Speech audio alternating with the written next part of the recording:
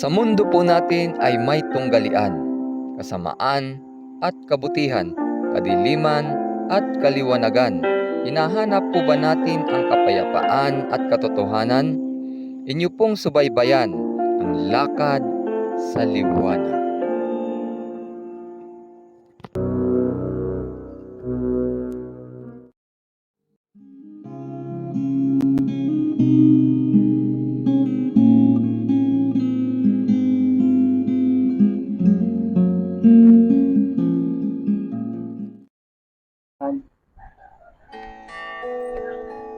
Isang mapalad na umaga, mga kapatid at mga kaibigan, ang sumaatin nawa sa ating pong pakikinig at pag-aaral ng mga salita po ng Panginoon. Sa oras pong ito ay ating pong tunghayan ang pagpapatuloy ng pagbabantay po natin sa nangyayari po sa kalagitnaan ng silangan. Katulad ng salita po ng Panginoon sa mga awit ay ganito po. Ang salita mo'y ilawan sa aking mga paa at liwanag sa aking landas. So ang salita ng Panginoon ay parang ilawan at liwanag. At sa kabilang bahagi naman, ang sabi po ni Apostol Pedro, ang propesiya o ang mga hula ay parang ding mga ilawan na sa dakong madilim, na ito'y parang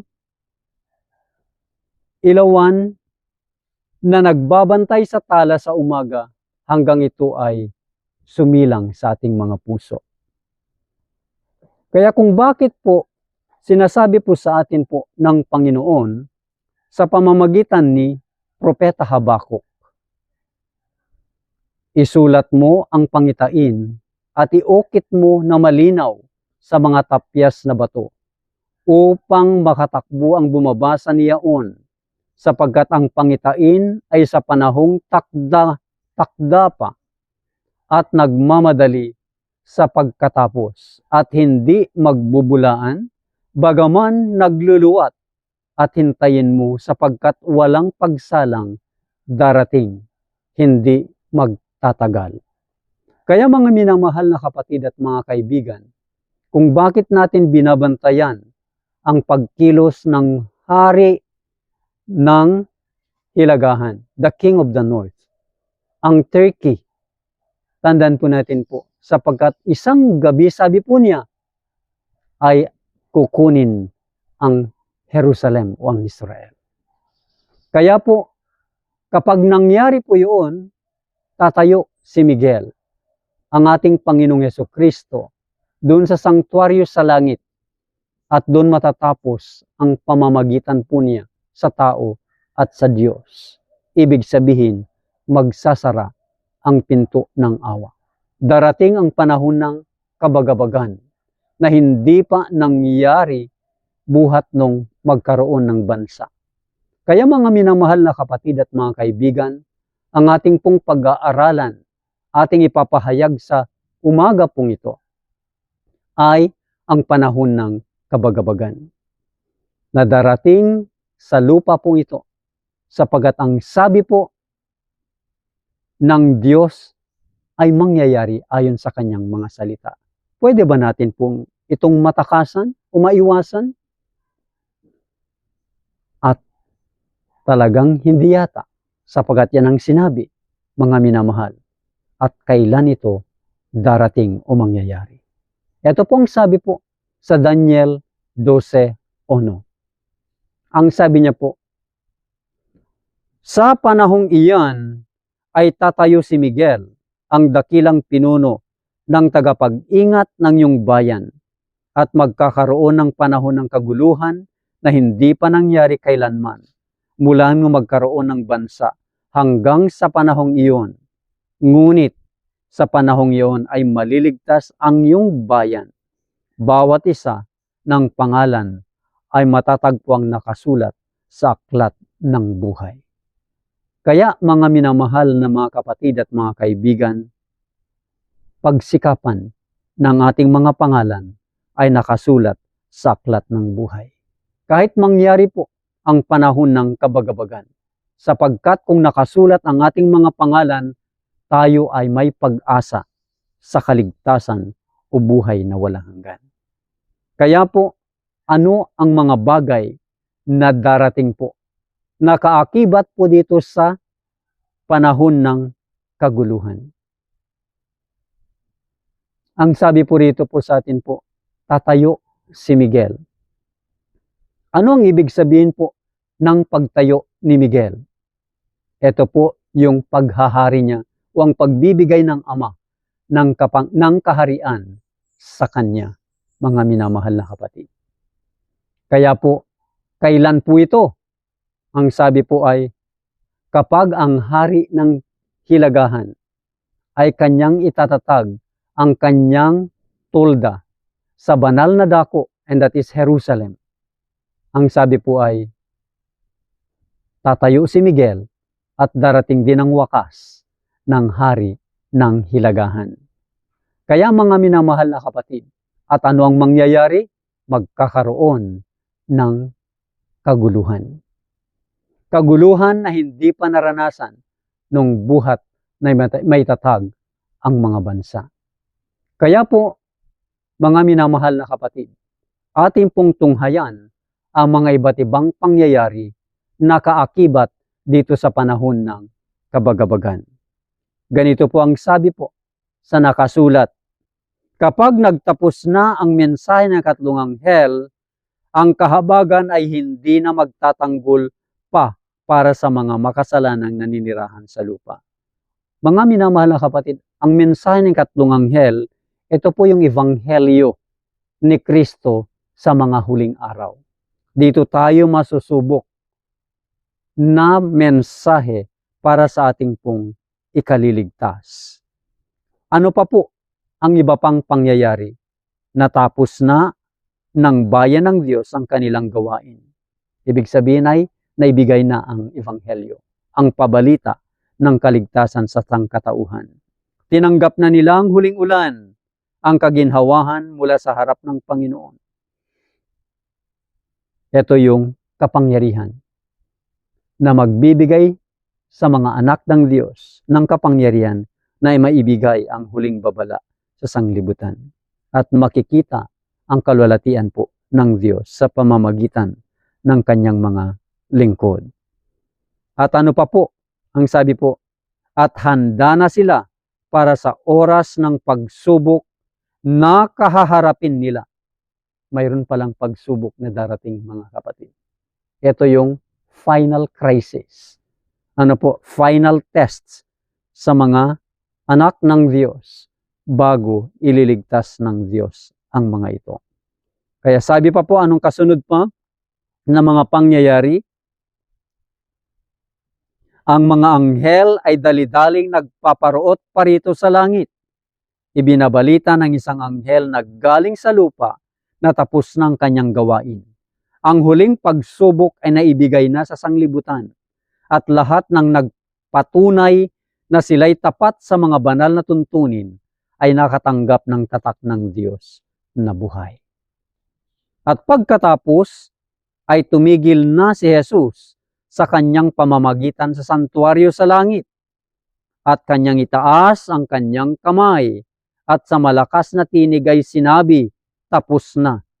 At inilapag ng buong hukbo ng mga anghel ang kanilang korona habang taimtim niyang ipinahahayag, ang masama ay hayaang magpakasama pa at ang marumi ay hayaang magpakarumi pa at ang matuwid ay hayaang maging matuwid pa at ang banal ay hayaang magpakabanal pa. Sa Apokalipsis 22:11. Ibig sabihin ng bawat kaso ay napagpasyahan na kung para sa buhay ba o sa kamatayan.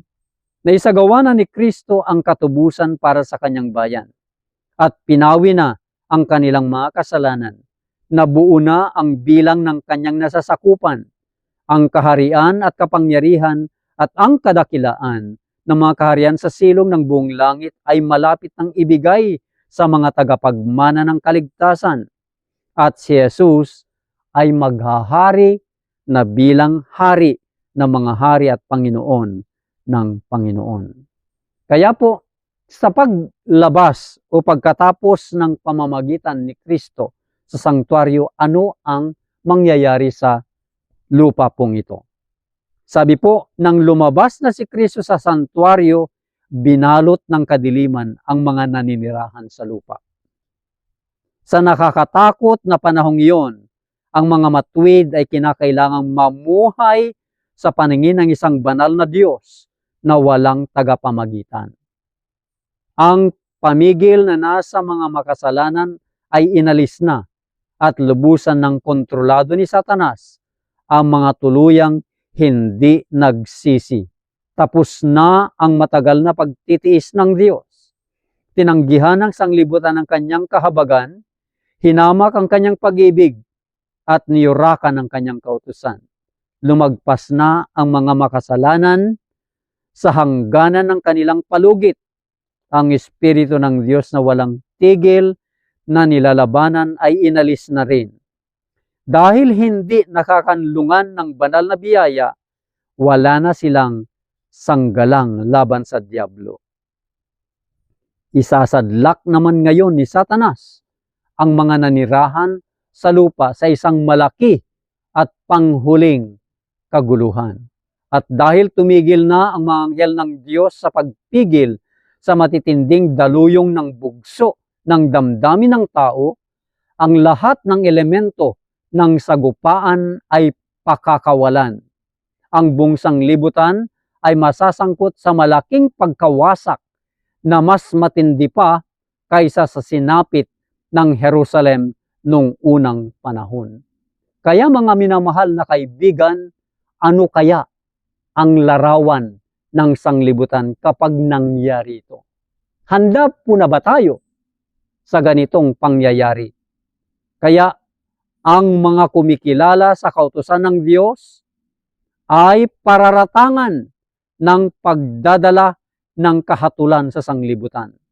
At sila'y ituturing na dahilan na nakakatakot na pagyanig ng kalikasan at ng awayan at pagdanak ng dugo ng mga tao na nagpupuno ng kasawian sa lupa.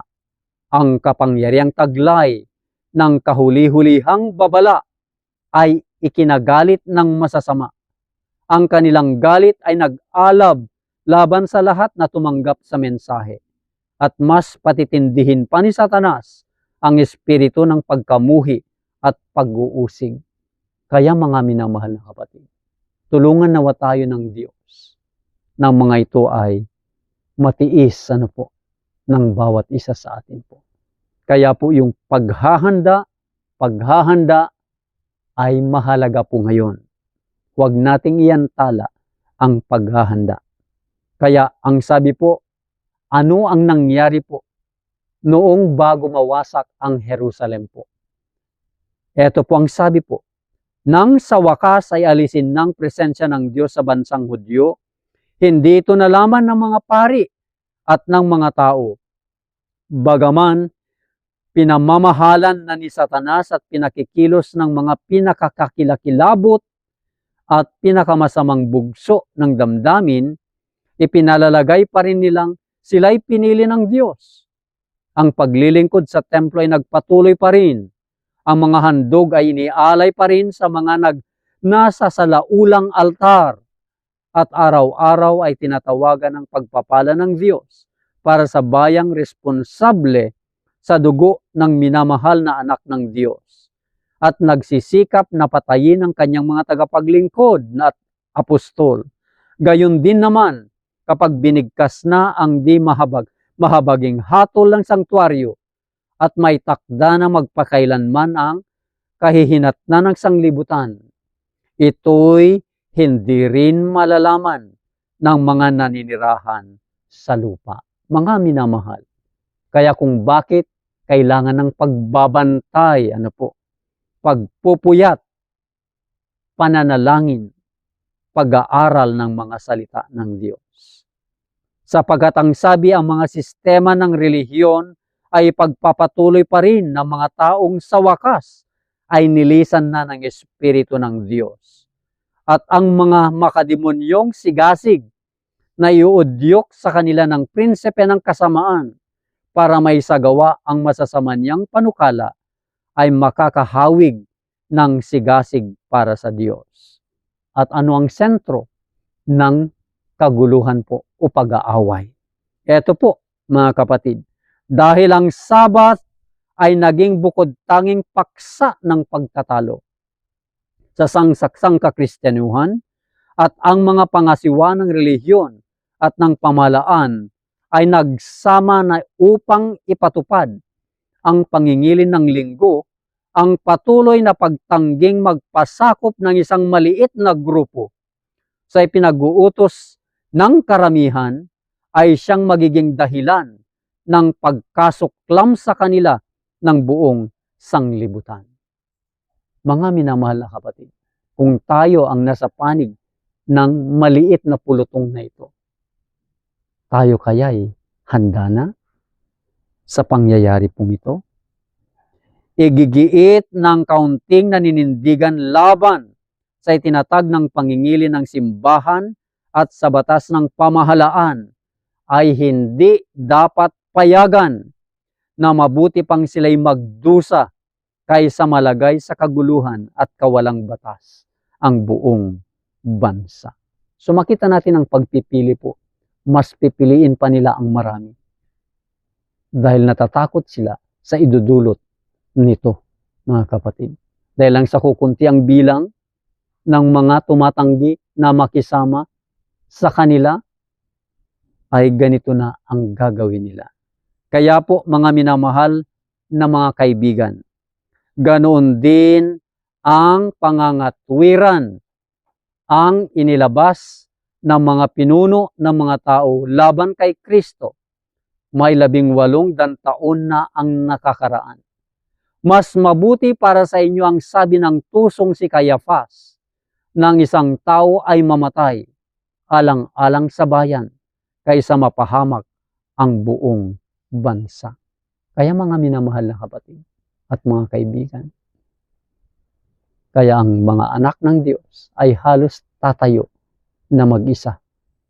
Kaya kung bakit po susubukin ang bawat kaluluwa, bawat isa, kung ano ang takbo o tayo ng pananampalataya po natin.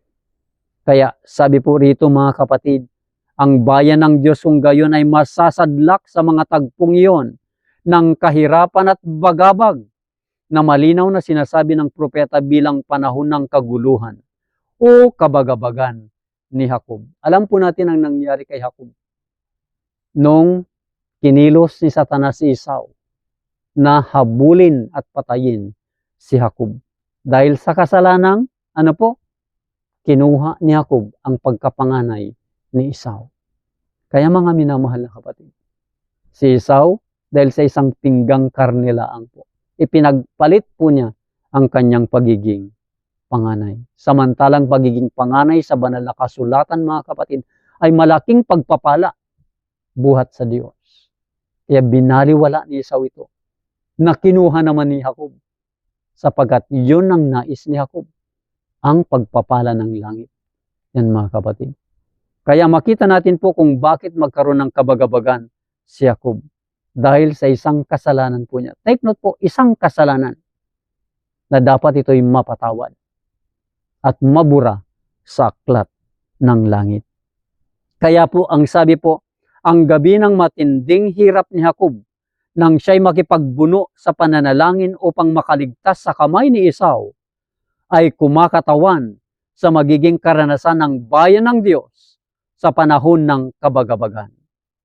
Kaya dahil sa ginawang pandaraya upang makamit ang pagpapala ng kanyang ama na para sana kay Esau, si Jacob ay tumakas para mabuhay na takot sa pagbabantang papatayin ng kanyang kapatid. O yes, mga kapatid, kung tayo kaya po ito, tayo kaya ay ganun din ang gagawin po natin? Sapagkat po si Jacob po ay talagang interesado sa mga spiritual na bagay. Si Esau kasi ay baliwala sa kanya. Kaya mga minamahal na kapatid, panahon na para bigyan natin ng kahalagahan ang spiritual na buhay po natin. Sa kabila po ng may pag-uusig na daranasin po natin mga kapatid. Kaya ang sabi po rito, kung hindi ni Jacob pinagsisihan dati pa ang kanyang kasalanan sa pagkuha ng pagkapanganay sa pamamagitan ng pandaraya, hindi sana dininig ng Diyos ang kanyang panalangin. At buong kahabagang iniligtas ang kanyang buhay. Gayon din sa panahon ng kabagabagan, kung ang bayan ng Diyos ay may makikitang mga kasalanang hindi na ikumpisal sa Diyos, habang sila'y pinahihirapan ng takot at pagdadalamhati, sila'y malulupig. Aalisin ng kawalang pag-asa ang kanilang pananampalataya at hindi sila magkakaroon ng lakas ng loob na magsumamo sa Diyos para sa kaligtasan. Subalit, bagamat malalim ang pagkadama nila sa pagiging di nila karapat-dapat, wala naman silang maihayag na nakatagong kasalanan. Ang kanilang mga kasalanan ay nawala na dati pa sa paghuhukom at ito'y napawi na at hindi na nila ito maalala. Mga minamahal na kapatid, kaya ang kasaysayan ni Jacob ay isa ring kasiguruhan na hindi itatakwil ng Diyos ang mga nadaya at natukso at ipinahamak sa kasalanan, gayon may nanumbalik sa kanya ng may tunay na pagsisisi. Samantalang sinisikap na wasakin ni Satanas ang mga taong ito, isusugo ng Diyos ang kanyang mga anghel upang sila'y aliwin at ingatan sa panahon ng panganib. Ang mga pagsalakay ni Satanas ay malulupit at desidido. Ang kanyang mga pandaraya ay matitindi. Ngunit ang mata ng Panginoon ay nasa kanyang bayan at ang kanyang tainga ay nakikinig sa kanilang mga hibik. Ang kanilang paghihirap ay napakalaki. Parang matutupok na sila ng lagablab ng hurno. Ngunit sila'y ilalabas ng tagapagdalisay na parang gintong sinubok sa apoy. Ang pag-ibig ng Diyos para sa kanyang mga anak sa panahon ng pinakamatinding pagsubok sa kanila ay kasintibay at kasing giliw ng pag-ibig niya sa panahon ng pinakamasayang kasaganaan nila. Mga minamahal na kapatid, mahal tayo ng Diyos. Ayaw niya tayong mapahamak.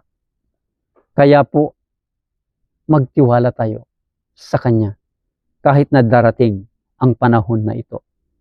Subalit, kailangan para sa kanila ang mailagay sa hurno ng apoy. Ang pagkamakalupa nila ay kailangang matupok upang ang larawan ni Kristo ay ganap na may pakita. Kaya mga minamahal na kapatid at mga kaibigan, kailangan talaga pala ng lubos na pagbabago ng ating mga likas. Ang makalupa ay dapat na maging makalangit na likas. Mula sa ating mga puso at isipan, kailangan po ang puso at isipan ni Kristo, unang Diyos, ang mapasa atin.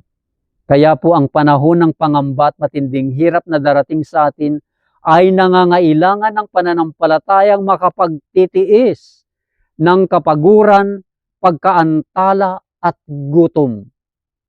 Isang pananampalatayang hindi na manghihina kahit nasubukin ng husto.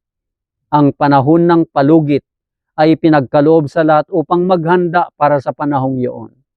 Si Jacob ay nanagumpay dahil siya'y mapagtiyaga at determinado. Ang kanyang tagumpay ay katibayan ng kapangyarihan ng masugid na pananalangin. Lahat ng mga hawak sa mga pangako ng Diyos, gaya ng ginawa niya at magiging masikap at matiyaga gaya niya, ay mananagumpay gaya ng pagtatagumpay niya. Ang mga ayaw tumanggi sa sarili, ayaw magpakasakit sa harap ng Diyos, ayaw manalangin ng matagal at taimtim para sa kanyang pagpapala, ay hindi magtatamo nito. Pakikipagbuno sa Diyos, anong unti ang nakakaalam kung ano ito? Anong unti ang nailapit na ang kanilang kaluluwa sa Diyos nang may masidhing pagnanais hanggang ang bawat lakas ay mabanat.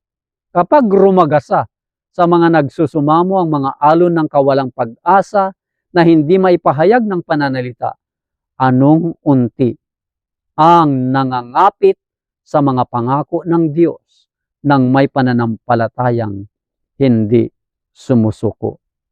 Ang mga nagsasanay ng kaunting pananampalataya ngayon ay may napakalaking panganib na bumagsak sa ilalim ng kapangyarihan ng pandaraya ni Satanas.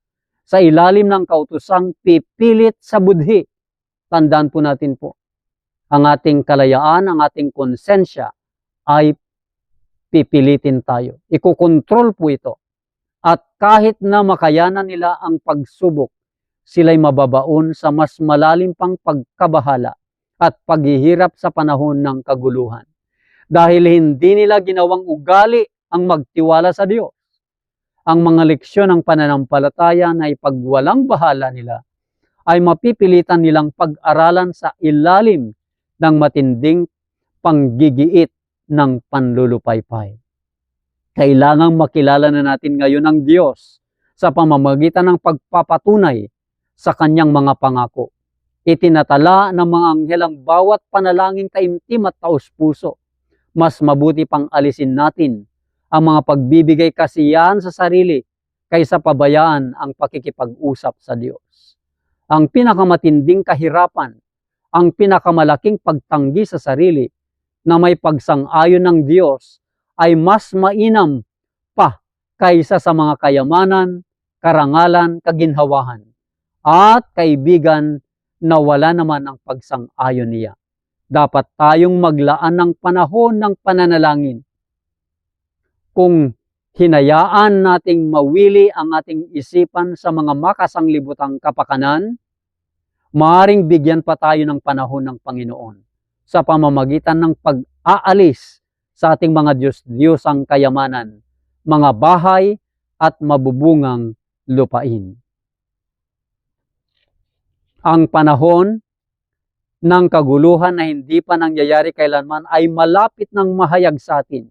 Kaya't kailangan natin ang isang karanasan na wala pa sa atin ngayon.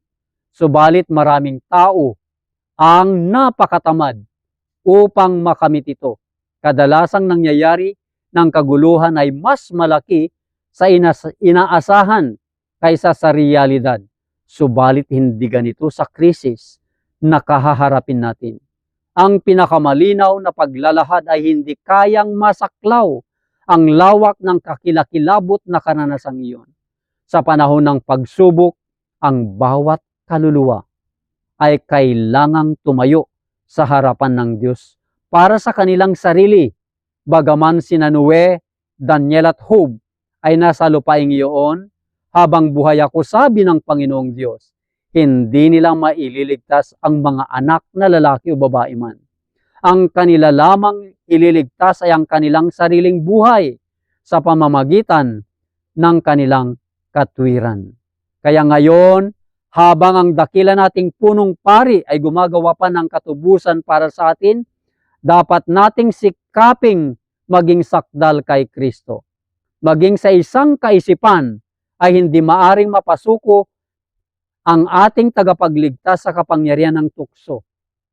Si Satanas ay humahanap ng ilang lugar sa puso ng tao na matutuntungan niya na may mga makasalanang hilig na iniingatan na sa pamamagitan nito'y iginigiit ng kanyang mga tukso ang kapangyarihan nila. Ngunit sinasabi ni Kristo tungkol sa kanyang sarili, dumarating ang pinuno ng sanglibutan. Siya'y walang kapangyarihan sa akin. Kaya ganun sana po ang ating pong ipapahayag kung ang kasalanan ay sarado na sa ating mga puso at isipan. Sapagkat si Satanas ay hindi nakakakita ng anuman sa anak ng Diyos na ikapagtatamo niya ng tagumpay. Sapagkat sinunod niya ang mga utos ng kanyang ama at walang kasalanan sa kanya na magagamit ni Satanas para sa kanyang kapakinabangan. Kaya ito ang kalagayang dapat kasumpungan sa mga tatayo sa panahon ng kaguluhan. Walang kasalanan, mga masunurin sa lahat ng utos ng Diyos. Maging sa isang isipan. Kaya sa buhay na ito, natin dapat ihiwalay ang kasalanan sa atin sa pamamagitan ng pagsampalataya sa tumutubos na dugo ni Kristo. Kaya tayo inanyayahan niya na ipagkaisa ang ating sarili sa Kanya, na isanib ang ating kahinaan sa Kanyang lakas, ang ating kawalang alam sa Kanyang karunungan, ang pagiging di karapat-dapat natin sa Kanyang pagiging karapat-dapat. At ang patnubay ng Diyos ay siyang paaralan. Ulitin ko po, ang patnubay ng Diyos ang siyang paaralan kung saan natin dapat matutunan ang kaamuat, kababaang loob ni Jesus. Kaya laging inalalagay ng Panginoon sa ating harapan, hindi ang daang gusto nating piliin, na parang mas madali at mas maganda para sa atin, kundi ang mga tunay na layunin ng buhay. Kaya nasa atin kung makikipagtulungan tayo sa ahensya na ginagamit ng langit, sa gawain ng pakikiayon ng ating karakter sa banal na huwaran. Walang sinuman ang maaring magpabaya o magpaliban sa gawain ito nang walang pinakakakilakilabot na panganib sa kanilang kaluluwa. Kaya mga minamahal na kapatid, panahon na para ang ating mga buhay ay sangguni at maging katulad sa likas at buhay ng ating Panginoong Jesucristo sa kautusan ng Diyos.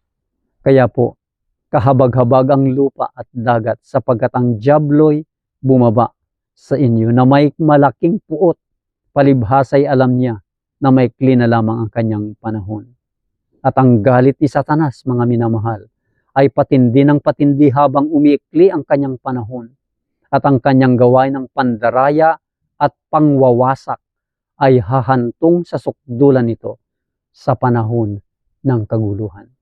Kaya itong panahon nating malapit nang hinaharap upang yayari, ang sabi po niya po, mga kapatid, ang gawain ng pandaraya at pagwawasak ni Satanas ay hahantong sa sukdulan nito sa panahon ng kaguluhan.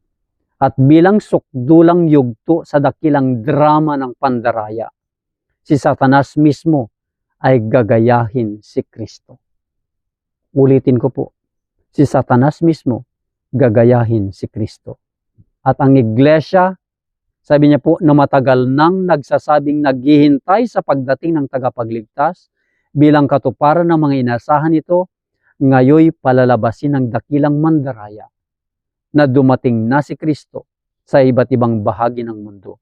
Ay ihayag ni Satanas ang kanyang sarili bilang isang dakilang katauhang nakakasilaw ang kaningningan, kapareho ng pagkakalarawan sa anak ng Diyos na ipinakita ni Juan sa Apokalipsis 1:13 hanggang 15. Kaya tandaan po natin po, ito ang gagawin na pandaraya ni Satan po. Sabi po, ang sigaw ng tagumpay ay aalingaw-ngaw sa himpapawid. Dumating na si Kristo. Dumating na si Kristo. Ang mga tao'y magpapatira pa bilang pagsamba sa Kanya, habang itinataas niya ang Kanyang mga kamay at bumibigkas ng pagpapala sa kanila, gaya noong pagpalain ni Kristo ang Kanyang mga alagad nang siya'y narito pa sa lupa. Ang Kanyang tinig ay banayad at maamo, gayon may punong-puno ng himig.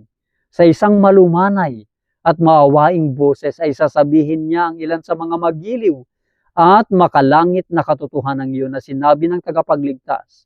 Pagagalingin niya ang mga may sakit, at pagkatapos sa pagpapanggap niyang Kristo ay sasabihin niyang ginawa na araw linggo ang Sabat, at ipag-utos sa lahat na pabanalin ang araw na binasbasan niya. Sasabihin niya ng mga nagpupumilit na ingatan ang kabanalan ng ikapitong araw ay lumalapastangan sa kanyang pangalan dahil sa pagtangging makinig sa kanyang mga anghel na isinugo niya sa kanila, dala ang liwanag at katotohanan. Ito ang makapangyarihan at di mapigilang pandaraya.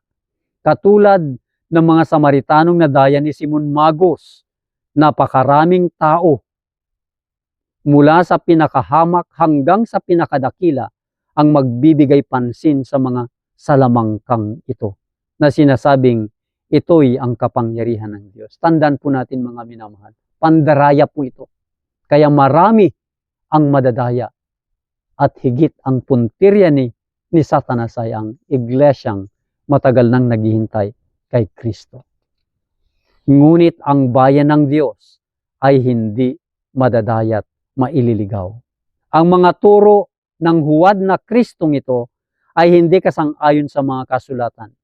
Ang kanyang pagpapala ay binigkas sa mga sumasamba sa hayop at sa larawan nito, sa mismong mga taong sinasabi ng Biblia na pagbubuhusan ng walang halot galit ng Diyos. At bukod pa rito, si Satanas ay hindi pa hintulutang gayahin ang paraan ng pagdating ni Kristo.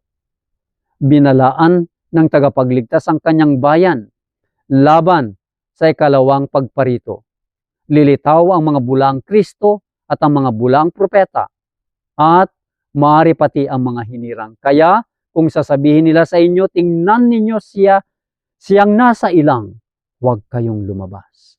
Tingnan ninyo siya'y nasa mga silid, huwag ninyong paniwalaan. Sapagkat gaya ng kidlat na nanggaling sa silangan at magliliwanag hanggang sa kanluran, gayon din naman ang pagdating ng anak ng tao. Ang pagparitong ito ay hindi maaring magaya. Ito'y malalaman ng buong daigdig, masasaksian ng buong sanglibutan. Yun lamang mga masikap na mag-aral ng kasulatan at nakatanggap ng pagmamahal sa katotohanan ang ipagsasanggalang sa makapangyarihang pagdaraya na bibihag sa buong sanglibutan. Sa pamamagitan ng patutuo ng Biblia ay makikilala ng mga ito ang mandaraya sa balat kayo niya. Sa lahat ay darating ang panahon ng pagsubok. Sa pamamagitan ng pagsala ng tukso, ang tunay na Kristiyano ay mabubunyag. Ang bayan ba ng Diyos ngayon ay napakatibay ng nakatayo sa kanyang salita, ano pat hindi na sila padadaig pa sa ipinapakitang katibayan ng kanilang mga pandama? Sila kaya sa gayong krisis ay maninindigan sa Biblia at sa Biblia lamang? Si Satanas kung maaari ay hahadlangan silang makapaghandang tumayo sa araw na iyon. Isa sa ayos niyang husto ang mga pangyayari upang harangin ang kanilang daan. Salabidin sila sa mga makalupang kayamanan. Pasanan sila ng mabigat at nakakapagod na dahilan o dalahin upang ang kanilang puso ay magumon ng husto sa mga alalahanin sa buhay na ito. At dumating sa kanila ang araw ng pagsubok gaya ng magnanakaw.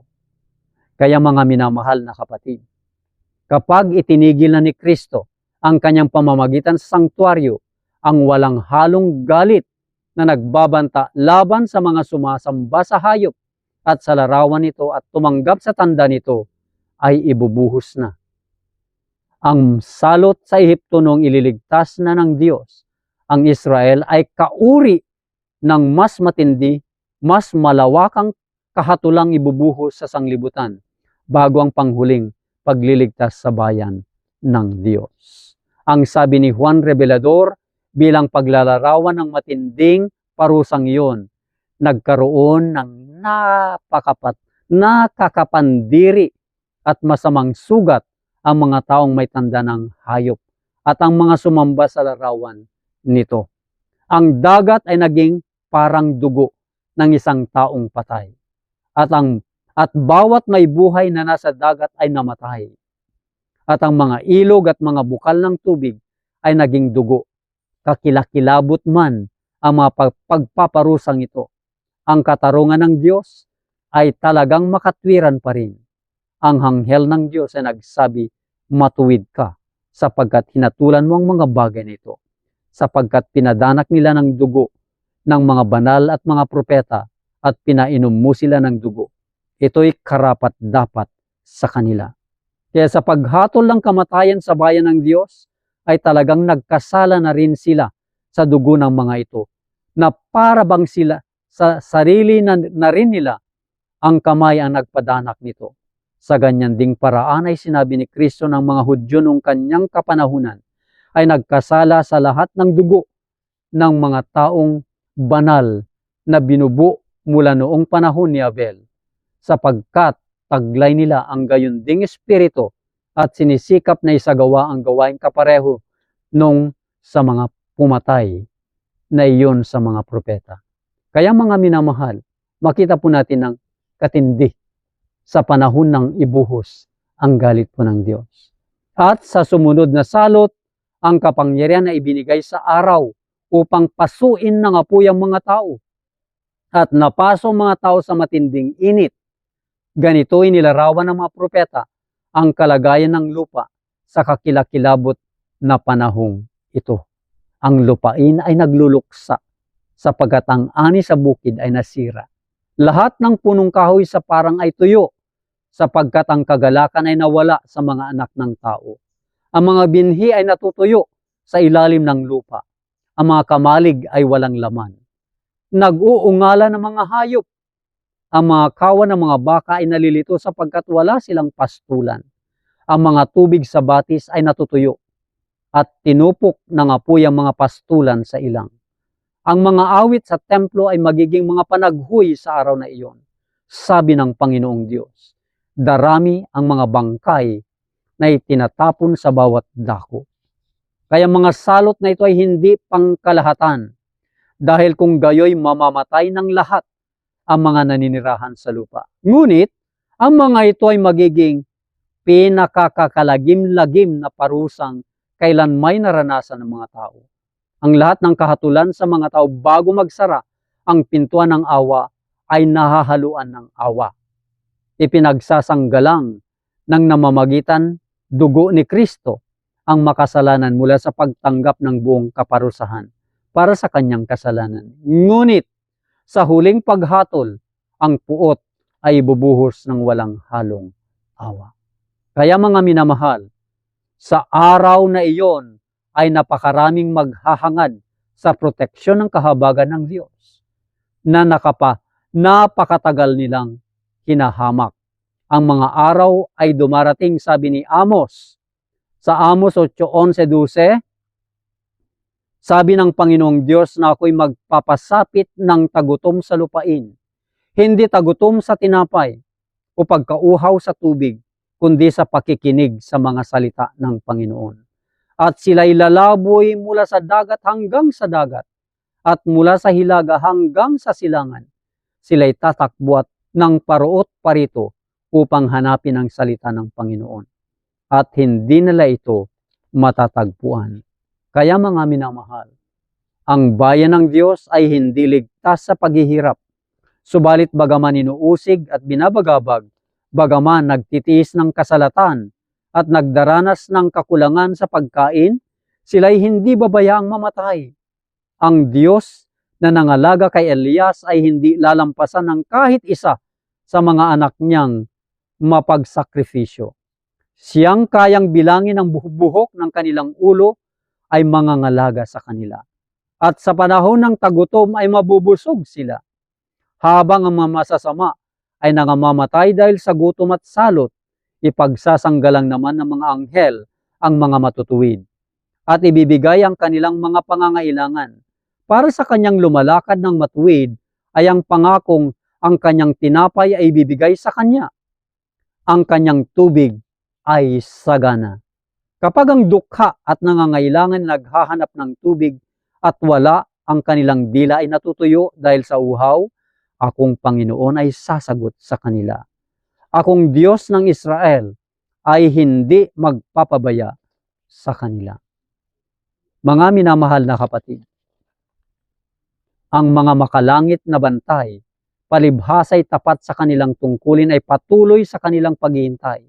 Bagamat naitakda na ang pangkalatang batas ang panahon kung kailan maaring patayin ang mga sumusunod sa mga utos ng Diyos, ang kanilang mga kaaway sa ilang pangyayari ay uunahan na ang batas. At bago pa dumating ang panahong binanggit, ay sisikaping sila'y mapatay. Subalit, walang maaaring makalampas sa mga makapangyarihang bantay na nakatayo sa palibot ng bawat tapat na kaluluwa. Kaya hindi dapat pala katakutan ang panahong ito, sapagkat ipapadala ng Diyos ang kanyang mga anghel na magtatanggol sa mga tapat. Kaya may mga dinaluhong habang papatakas mula sa mga lunsod at kanayunan. Subalit ang mga espadang iniuumang laban sa kanila ay nababali at lumalagpak na parang dayami. Ang iba ay pagtatanggol ng mga anghel na nasa anyo ng mandirigma. Sa lahat ng panahon, ang Diyos ay gumagawa sa pamamagitan ng banal na anghel para sakluluhan at iligtas ang kanyang bayan. Ang mga makalangit na nilalang ay gumanap ng aktibong bahagi sa pamumuhay ng tao. Sila'y dumating na kagaya ng mga tao na may damit ng manlalakbay. Ang mga anghel ay punong ensina ng katanghalian na parabag na pagod rin. Tinanggap nila ang pagpapatuloy ng mga tahanan ng tao. Sila'y nagsilbing gabay sa mga manlalakbay na ginabi. Nagpaninga sila ng apoy sa altar sa pamamagitan ng sarili nilang mga kamay. Nagbukas sila ng mga pintuan ng bilangguan at pinalaya ang mga lingkod ng Panginoon. Nakasuot ng makalangit na damit, sila'y dumating upang paggulungin ang bato sa libingan ng tagapagligtas. At mga minamahal, sa anyong tao, ang mga anghel ay madalas na nasa mga pagtitipon ng mga matuwid at dinadalaw din nila ang mga kapulungan ng masasama, gaya ng pagpunta nila sa Sodoma upang itala ang kanilang mga gawain, upang alamin kung lumampas na ba sila sa hangganan ng pagtitiis ng Diyos. Ang Panginoon ay nalulugod sa kahabagan at alang-alang sa kaunting naglilingkod talaga sa Kanya, ay pinipigilan niya ang mga kalabidad at pinatatagal pa ang kapanatagan ng napakaraming tao. Hindi talaga naisip ng mga makasalanang laban sa Diyos na utang nilang kanilang buhay sa mga kakaunting tapat na ikinatutuwa nilang kutyain at pahirapan. Kaya ang mata ng Diyos, mga minamahal na kapatid, sa pagtunghay sa mga panahon ay nakatuon sa krisis na kaharapin ng kanyang bayan. Kapag humanay na ang mga kapangyarihan sa lupa laban sa kanila, gaya ng ipinatapong bihag, sila'y matatakot na mamamatay sa gutom o sa kalupitan. Ngunit ang banal na humati sa dagat na pula sa harapan ng buong Israel ay magpapakita ng kanyang napakatinding kapangyarihan at aalisin ang kanilang pagkabihag. Sila'y magiging akin, sabi ng Panginoon, ng mga hukbo. Isang natatanging kayamanan sa araw na ako'y kumilos. Kaawaan ko sila gaya ng isang tao na naaawa sa kanyang anak na naglilingkod sa kanya. Kaya kung sa panahong ito ay mabubuhos pa ang dugo ng mga tapat na saksi ni Kristo, hindi na ito magiging mga binhing inihasik upang magbigay pa ng aanihin para sa Diyos, gaya ng dugo ng mga martir. Kaya hindi na pahihintulutan pagkatapos na magsara ang pinto ng awa na may mamapapatay pang maliligtas. Sapagkat ang sabi sa atin po, ang kanilang katapatan ay hindi na magiging patutuo upang hikayatin ang iba sa katotohanan, sapagkat tapos na ang palugit na panahon. Sapagkat itinaboy na ng matigas na puso ang mga alon ng kahabagan hanggang sa mga ito'y hindi na bumalik. Kung ang mga matuwid ay hayaan pa ngayon maging biktima ng kanilang mga kaaway, ito'y magiging tagumpay para sa prinsipe ng kadiliman. Ngunit ang sabi ng mga awit Ako'y ikukubli niya sa kanyang kanlungan sa araw ng kaguluhan. Sa ilalim ng kanyang tulda, ako'y kanyang itatago. Sinabi ni Kristo, ikaw ay pumarito, bayan ko. Pumasok ka sa iyong mga silid at isasara mo ang iyong mga pintuan sa likuran mo. Magkubli kang sandali hanggang sa ang galit ay makalampas, sapagkat ang Panginoon ay lumalabas mula sa kanyang dako upang parusahan ang mga nanirahan sa lupa dahil sa kanilang kasamaan. Kaya maluwalhati ang magiging pagliligtas doon sa matiyagang naghintay sa kanyang pagdating ng mga pangalan ay nakasulat sa aklat ng buhay. Kaya mga minamahal na mga kapatid at mga kaibigan, ang panahon ng kaguluhan para sa mga hindi handa ay parang gabi, parang nakakatakot. Ngunit sa mga taong handa, ito'y parang liwanag, parang araw na dapat na walang katakutan. Sapagat ang pangako ng salita ng Diyos ay magpapadala siya ng mga anghel na magtatanggol sa kanyang mga anak, sa kanyang bayan, laban sa mga kaaway. Kaya mga minamahal na kapatid, ito ang panahon ng kaguluhan na sinasabi po ng banal na kasulatan. Mismo ng Diyos sa pamamagitan ni Kristo at sa mga lingkod niyang mga propeta at mga apostol. Kaya mga minamahal, salamat sa Panginoon. At nawa po tayo po ay nagkaroon po ng malinaw na pananaw at nagkaroon tayo ng kapayapaan at kapanatagan sa salita po ng Diyos. Magtiwala tayo sa Kanya. Magtiwala tayo sa Kanyang pangako at mga salita. Pagpalain nawa tayo ng Diyos sa oras po ito. Magandang umaga po at salamat sa Panginoon. Dakila't mahabaging Diyos na sumasalangit po kayo. Salamat po sa inyo pong itinahayag na mensahe sa bawat isa sa amin. Pagpalain po ang mga nanonood at nakikinig ng iyong mga salita. Nawa po, katulad ng iyong salita, ang propesiya na nagaganap. Ito po'y ilawan sa madilim na dako na kung saan ay makita po namin ang liwanag sa landas na ito. Sapagat kayo po ang gabay, patnubay. Kaya lubos nawang magkaroon kami ng pagtitiwala sa inyo pong mga salita at mga pangako dito ng Diyos. At alam po namin na hindi niyo pababayaan ang lubos na magpapakatapat sa inyo hanggang wakas. Pagpalain po ang lahat ng mga nakikinig at nanonood. At ganoon din po sa lahat ng mga pararatnan ng mga mensahe po nito. Salamat po ng marami. Ito pong lahat ay pinapasalamatan po namin. Ibinabalik sa inyong kapurihan na kilang Ama. Sa tanging pangalan po ng aming Panginoong Jesucristo. Amen. Pagpalain po tayo ng Diyos.